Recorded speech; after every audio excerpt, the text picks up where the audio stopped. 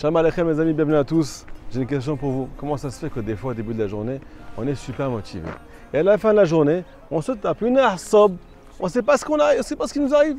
On n'est pas bien et on ne sait même pas d'où ça vient. On ne sait même pas d'où ça a commencé. Des fois le moral il baisse d'un coup, mais on ne sait pas pourquoi, on ne sait pas pourquoi. J'ai une réponse pour vous les amis, avec une petite histoire très sympathique que j'ai entendue et je suis obligé de vous la raconter. C'est l'histoire d'un très très grand voleur qui ne se contentait pas de peu.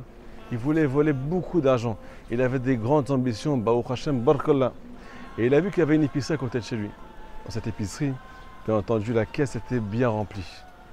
Et bien entendu, automatiquement, l'épicier était tout le temps collé à sa caisse. Pourquoi? De peur qu'on mette la main dessus. Et ce voleur-là, il s'est dit, mais comment je peux arriver? Il est tout le temps là-bas, il est tout le temps collé à son argent, ce bonhomme-là. Comment je vais pouvoir le voler? Moi, je ne vais pas faire un petit vol, je vais faire un grand vol, je vais prendre toute la caisse. Alors, il a engagé un enfant. Il lui a dit, je te donne 10 000 $ si tu vas voler juste une sucette dans l'épicerie. Bien entendu, l'enfant est rentré là-bas. Il a commencé à voler une sucette. L'épicier, il a commencé à lui courir après. Le voleur, il s'est gentiment dirigé vers la caisse. Il a tout pris, il est parti. Alors ça, c'est un petit machin, c'est une petite parabole pour nous expliquer comment le moral fonctionne en bataille. Au début de la journée, parfois, il y a le grand voleur qui arrive. Le grand voleur, c'est Yetzirah. Il nous dit, tu sais quoi? Moi, je ne veux pas voler un petit peu de ton bonheur. Je ne me contente pas de peu. Je veux tout prendre, comme le dit Rabbi Nachman. Le Yetzirah, il veut tout voler. Toute la vie du juif, toute la simcha, tout le bonheur, tous les trésors que Hachem nous a donnés. Il veut tout prendre. Il ne veut pas prendre un petit peu. Qu'est-ce qu'il fait? Il engage un enfant.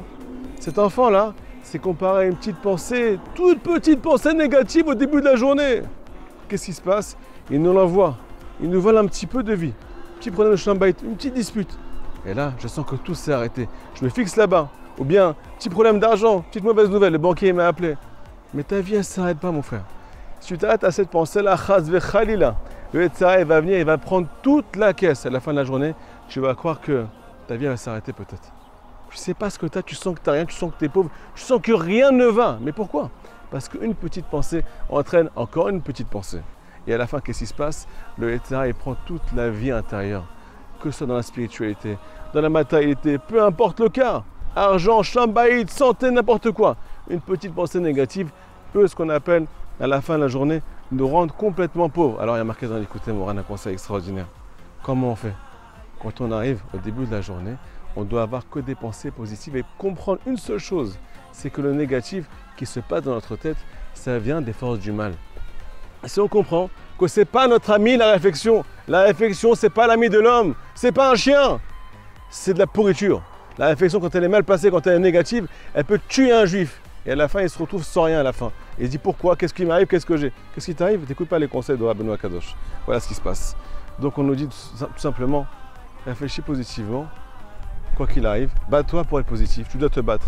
Parce que c'est comme ça que tu deviens hermétique au mal. Devenir hermétique à l'arsob, à l'angoisse. Comment ça marche? Je ne laisse pas une seule pensée négative rentrer à l'intérieur de moi. Et si Chas V'Chaïla c'est arrivé, elle est rentrée chez moi, je lui dis, je t'adore et tu dégages d'ici. Tu n'es pas la bienvenue. Moi, je veux la simcha. Je vais écouter les conseils des tzadikim. Ça va pas, je m'en fous. Je sais très bien que le remède à tout, le médicament contre toutes les maladies au monde et toutes les dépressions, c'est la joie. Chazak Obo, magnifique journée.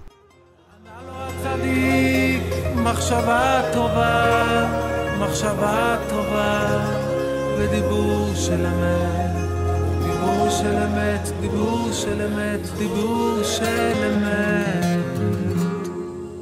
מחשבות טובות